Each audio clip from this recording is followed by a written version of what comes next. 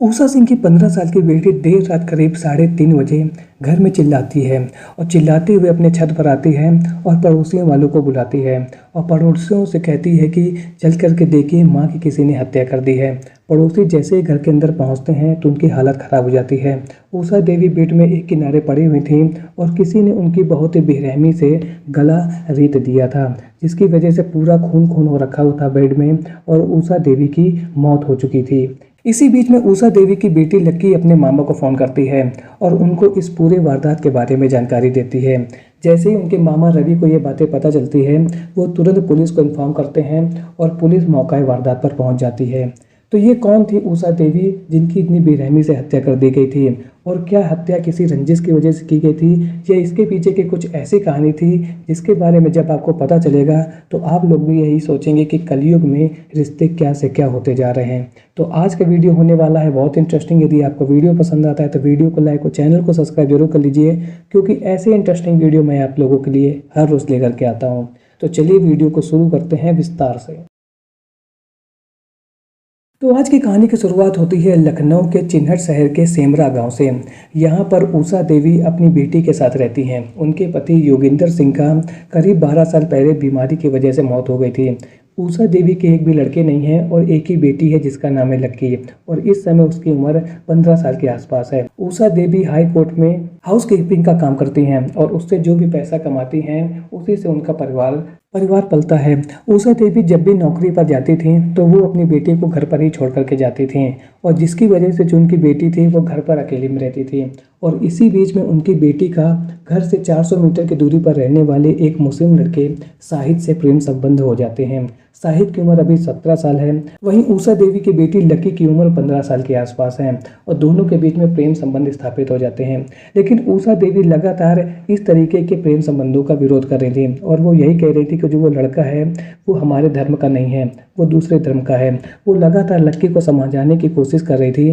कि तुम ये जो रिलेशन बना रही हो उसको छोड़ दो, ये आगे नहीं चलने वाला है और मैं तुम्हारी कभी भी शादी उससे होने नहीं दूंगी। लेकिन जो लक्की थी वो शाहिद के प्यार में पागल थी और वह यह सोच रही थी कि मैं अपनी माँ को तो छोड़ सकती हूँ लेकिन मैं अपने प्रेमी को नहीं छोड़ूंगी। और जब ये बात बहुत आगे तक बढ़ जाती है तो इसके बाद वो जब भी नौकरी पर जाती थी तो लकी को अपने साथ लेकर के जाती थी, जिससे वो उस लड़के से ना मिले और उनके बीच का जो ये रिलेशन है वो धीरे धीरे करके समाप्त हो जाए। लेकिन उनकी बेटी लकी इस बात को मानने के लिए तैयारी नहीं थी, और जब ऊषा देवी लगातार इन दोनों के रिलेशन पर पाबंदियां लगा रही थी और जब वो उनकी बात नहीं मानती थी तो वो अक्सर उसकी पिटाई भी कर देती थी, और जिसकी वजह से लकी अपनी माँ से नफरत करने लगी थी। इसी बीच 2024 में शाहिद लकी को लेकर के भाग जाता है, और जैसे ही ये बात पता चलती है ऊषा देवी को, वो पुलिस थाने जाती हैं और वहाँ पर कंप्लेन लिखवा देती हैं। कंप्लेन लिखने के बाद पुलिस कार्रवाई करती है और लकी को ढूंढ करके ले आती है, और उसके साथ ही साथ जो उसका प्रेमी था शाहिद, उसको जेल हो जाती है। शाहिद के जेल जाने के बाद में जो उनका रिलेशन था वो टूट जाता है, लेकिन जैसे ही शाहिद वापस आता है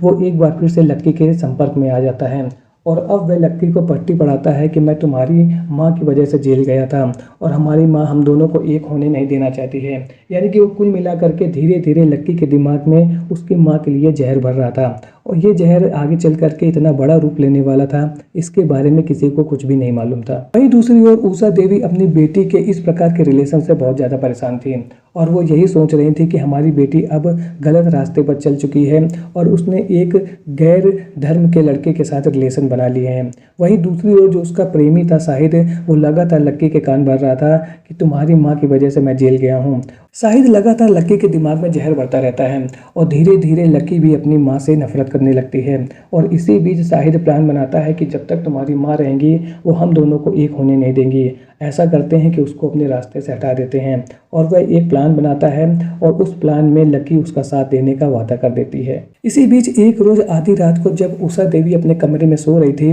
लकी अपने प्रेमी को घर में बुलाती हैं और दोनों मिल करके गला कस के ऊषा देवी की हत्या कर देते हैं, और इसके बाद एक कांच के टुकड़े से उनके गले को रेत देते हैं। जैसे ही ऊषा देवी की मौत हो जाती है तो लकी अपने बॉयफ्रेंड को भगा देती है और इसके बाद अपनी माँ के पूरे कपड़े उतार करके उनको न्यूड कर देती है, जिससे ऐसा लगे कि किसी ने उनका रेप करने की कोशिश की थी और इसके बाद उनकी हत्या कर दी है। और फिर जाती है छत पर और जोर जोर से चिल्लाने लगती है और आसपास के पड़ोसियों को इकट्ठा कर लेती है और इसके बाद अपने मामा को भी फ़ोन करती है और बताती है कि किसी ने माँ की इतनी बेरहमी से हत्या कर दी है। लेकिन जो गांव वाले थे और उसके मामा थे, उनको ये सब बातें मालूम थी कि मेरी भांजी लक्की एक अच्छी लड़की नहीं है और उसका एक गैर धर्म के लड़के के साथ रिलेशन चल रहा है, जिसकी वजह से मेरी बहन उषा देवी बहुत ज़्यादा परेशान थी। और जब ये बातें उषा देवी के भाई रवि को पता चलती है तो वो पुलिस को इन्फॉर्म करते हैं और ये सब कहानी जो उनको लक्की के बारे में मालूम थी वो सब चीज़ें वो बता देते हैं पुलिस को। पुलिस को ऐसा लगता है कि घर के अंदर इतनी बड़ी वारदात कौन करके गया है,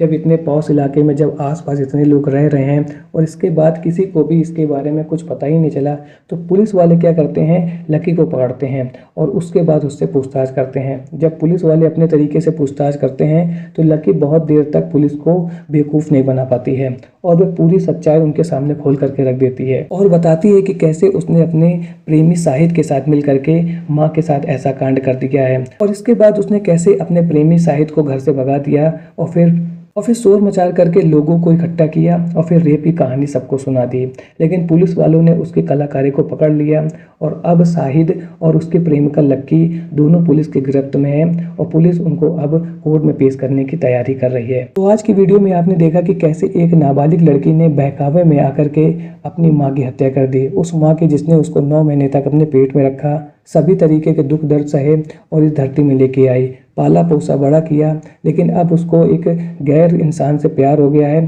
और उसके साथ रहने के चक्कर में उसने अपनी माँ की हत्या कर दी। यानी कि अब हम कह सकते हैं कि फुल रूप से कलयुग आ चुका है और वो अपना असर भी दिखा रहा है। आज का वीडियो आपको कैसा लगा कमेंट सेक्शन में जरूर बताएं। मिलता हूँ ऐसे एक और नए इंटरेस्टिंग वीडियो में, तब तक के लिए थैंक्स फॉर वॉचिंग।